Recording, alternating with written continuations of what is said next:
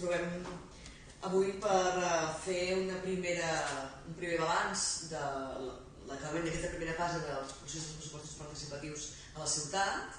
Com ja sabeu, la passada tardor es va iniciar la recollida de propostes, es va demanar a totes les reusenques i reusencs de més de 16 anys que pensessin, que proposessin allò que creien que podia dedicar l'Ajuntament en matèria d'inversió per millorar la ciutat. Com ja sabeu, teníem una partida de 750.000 euros, tenim una partida de 750.000 euros per destinar a inversions al llarg d'aquest any 2018 a les inversions que proposa la ciutadania. S'ha acabat aquesta primera fase i pertoca analitzar com ha anat i com ha funcionat i on estem ara i quins són els següents passos a seguir.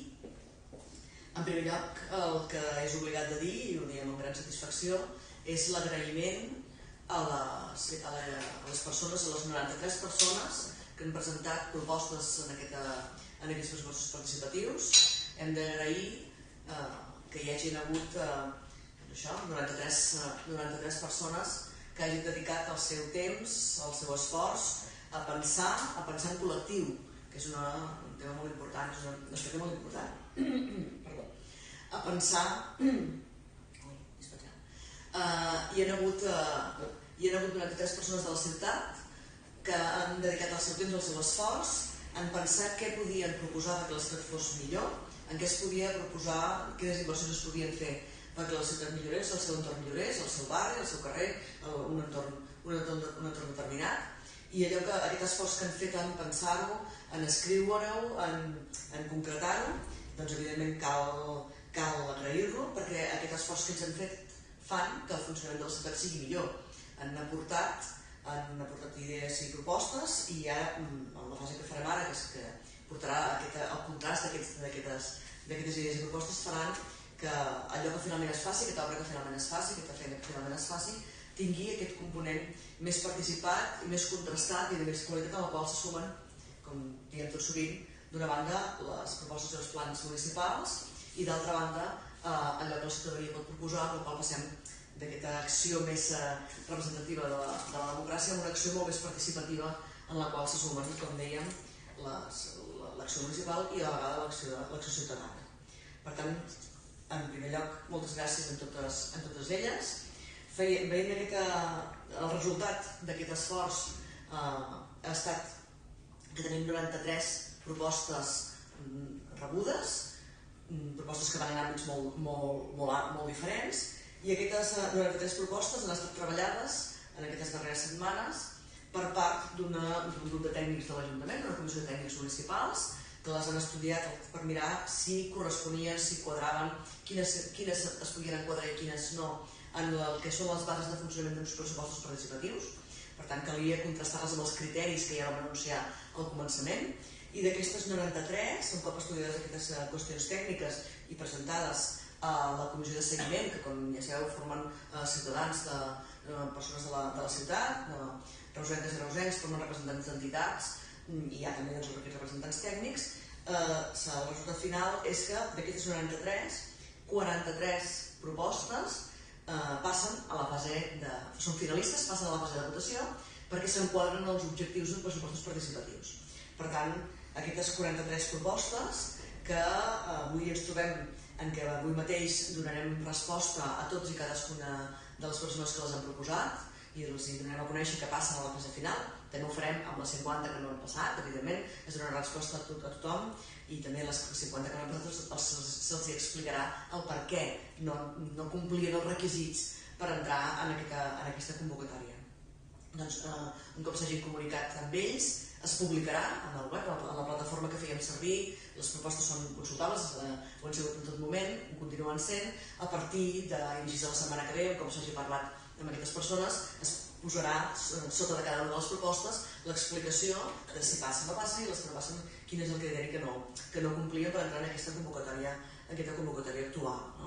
En qualsevol cas, i per acabar amb les que no han passat, el que sí que volem remarcar és que aquestes propostes que no han passat no vol dir que quedin en sac buit, no vol dir que s'oblidin totalment, vol dir que no poden ser objecte d'uns pressupostos participatius, però les idees que contenen i l'enfocament de problemes que contenen en algun d'aquests casos o l'enfocament de necessitats que contenen aquestes propostes sí que poden ser tingudes en compte, i el que va decidir la Comissió de Seguiment és que es traslladessin aquestes propostes als departaments municipals que tenen competències cadascuna en l'àrea que pertocava, per tal que ho tinguin en compte a l'hora de, quan formalitzin les seves actuacions, quan planifiquin, quan organitzin, que els arribi en forma de suggeriment. Són suggeriments que no poden ser canalitzats a través d'una inversió, però sí que poden ser canalitzats a través d'una actuació si és que el departament corresponent ho considera pertinent o que considera que tècnicament és vàlid. També hi ha algunes d'aquestes propostes que no afecten competències municipals i per tant ja no s'escau traslladar-les, però aquelles en què sigui possible sí que s'hi traslladaran perquè les tinguin en compte en les seves actuacions de futur. Pel que fa a aquestes 43 propostes que aproximadament d'aquí un mes entraran en votació, hem de dir que, per situar-nos, de quina mena de propostes estem parlant, evidentment, concretament encara fins que no parlem amb els particulars no les podem dir, però sí que podem dir en quins àmbits s'ha preocupat la ciutadania de proposar. I hem de dir que hi ha una bona part de propostes a fer que tenen a veure amb els parcs i jardins de la ciutat. Hi ha una sensibilitat, es constata, una cosa que ja sabíem, perquè així també ens permet constatar-ho, reafirmar-ho un cop més, hi ha una sensibilitat de la ciutadania per part envers les zones verdes que tenim a la ciutat, el seu estat, i propostes concretes per tal de millorar. No estem parlant en cap cas de mantenir, ni de restaurar, ni de reparar, això no era l'objecte del pressupost, però sí afegir elements per millorar-les, aquestes zones verdes, aquestes zones de parcs infantils, que també hi ha forces de propostes que proposen nous parcs infantils o nous elements per parcs infantils. Hi ha força propostes pel que fa a l'àmbit de la via pública, és a dir, de reformar carrers, reformar parts de carrers o zones concretes dels carrers, d'enllumenats de carrers, també n'hi ha diverses. Hi ha propostes noves de nous equipaments esportius, alguns dels quals, pel volum que es proposava, no s'haurà d'entrar, perquè hi ha equipaments esportius que signifiquen una gran despesa, però hi ha altres equipaments esportius que podien recollir-se amb aquest màxim de despesa que podien tenir els projectes presentats, que com recordareu eren 150.000, i alguns que hi han entrat. Hi ha propostes relatives a inversions en participació per fer possibles noves activitats de participació, també en cultura, en medi ambient i també en l'àmbit de la salut. Per tant, veiem un repartiment força ampli dels temes que s'han tocat. També pel que fa a les dimensions dels projectes. Això, no sabíem com aniria, si la proposaria inversions molt petites, inversions molt grans, està força equilibrat. Hi ha 17 propostes de projectes grans, de projectes que un cop econòmicament s'han avaluat, s'hi ha posat una xifra del que poden arribar a costar quan se faci el projecte concret. Doncs n'hi ha 17 projectes que són de despesa de més gran de 50.000 euros, i n'hi ha 26 que tenen menys, que es considera que podrien valdre menys d'aquests 50.000 euros. Tot això significa en definitiva un esforç important, com deia, i una aportació important, no només perquè de totes aquestes propostes ara hem de passar a la fase de parlar-ne. Ara s'han pensat, ara n'hem de parlar. N'hem de parlar significa que les persones que les han proposat les podran explicar, aquelles que vulguin, i les altres seran igualment explicades també. Més endavant, d'aquí uns quants dies, anunciarem els dies, les hores i els llocs i la fórmula, el format que farem servir. Seran explicades perquè d'aquestes propostes s'ha de poder parlar a l'entorn. Aquí hi ha hagut una persona que no sabem, perquè clar, en aquest cas no ho sabem si prèviament parlaven en el seu col·lectiu, altres sí, que sabem que ho hem parlat en el col·lectiu del seu entorn, del qual formen part. Estem parlant d'algunes AMBAs, per exemple, que hem fet una feina de debat intern i que també s'ha d'agrair, i algunes associacions de veïns que han fet una feina de debat intern abans de proposar-les nominalment, perquè la proposta era personal, però darrere ens han explicat que havien fet sessions i havien fet reunions. Per tant, hi ha hagut una realitat participativa al darrere d'aquestes propostes, però hi ha altres que potser són la idea d'una persona concreta que té molt clar des de fa molt de temps que al seu carrer caldria fer això, o al seu entorn caldria fer això. Doncs ara hem de donar lloc a una dimensió de debat sobre tot això, que hi hagi la possibilitat de contrastar-ho, perquè allò que tu penses i que et sembla claríssim que és una bona idea i que és una necessitat i que tens tot el dret a pensar-ho, és possible que una altra persona del teu entorn li sembli que no és així. I val la pena que les idees i les propostes es contrastin entre elles per enriquir-les, per millorar-les i per situar-les. Per tant, hem de donar pas en aquesta fase de contrast i debat. I com deien, d'aquí unes 3 setmanes, a partir del dia 26 de febrer, ja hi haurà la fase de votació de totes aquestes. Evidentment, totes no podran entrar, d'aquestes 43 propostes que s'han validat ara i que són finalistes, no totes es podran executar perquè per import la suma de totes elles supera de llarg els 750 milions que tenim previstos, per tant, de totes elles caldrà votar, hi haurà una llista i les que passaran seran les que seran executades. En qualsevol cas, aquelles que finalment s'executin no serviran només pel que serveix uns bancs al carrer Nostre Pareres, una zona de jocs, o pel que serveix cada una d'aquestes coses, hauran servit també perquè parlem de què necessitem com a ciutat i que fem aquests petits debats, aquests petits contrastos. En definitiva, tot plegat, el que fa, com dèiem, i una mica per fer el balanç, per fer el resum tot plegat, és aconseguir una major implicació de la ciutadania en com és la nostra ciutat.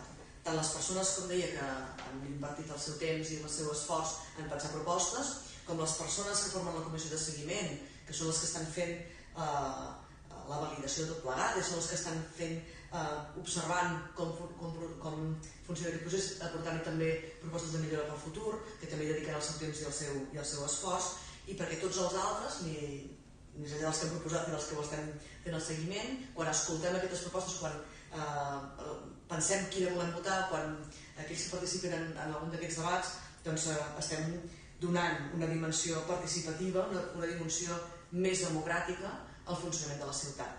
Els tècnics fan la seva feina, els tècnics treballen, els programes de govern existeixen i tots ells són legítims.